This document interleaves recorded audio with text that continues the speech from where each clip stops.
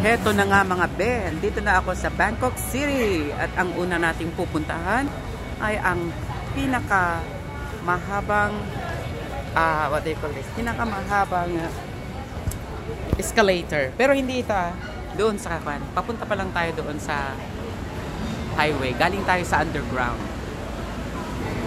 Diyan tayo galing sa underground doon. O diba, city na, ang daming mga tao, no? Rush hour kasi ito na yung uwian. So mapapansin nyo, ang daming tao talaga, promise. So ayun na nga ang Terminal 21 na yun.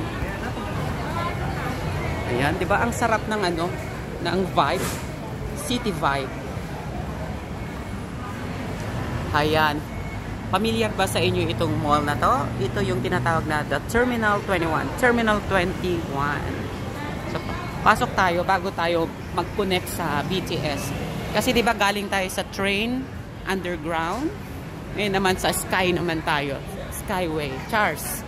Pero bago tayo pumunta doon, bago tayo sumakay ulit ng train, dito muna tayo sa Terminal 20. Hala, Paskong Pasko na.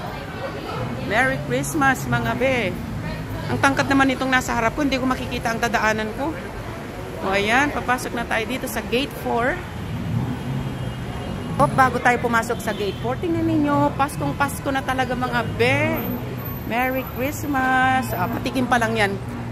Pero pagdating ng palapit ang December, mas magarbo at mas madami ang makikita nyong Christmas decor. So tara na sa Gate 4. Yan. So, di ba nakikita ninyo ang taas-taas ng escalator na yan. Ayoko nga dumaan dyan. Alam nyo kung bakit? Kasi naman, parang nalulula ako. Feeling ko talaga meron akong, ano yun? Scared of heights. Ayan. Ayan. O, diba? So, yan lang guys. Pinakita ko lang na andito na ako sa Bangkok City. City vibe. See you ulit sa aking next na video. Bye-bye! Enjoy your weekends!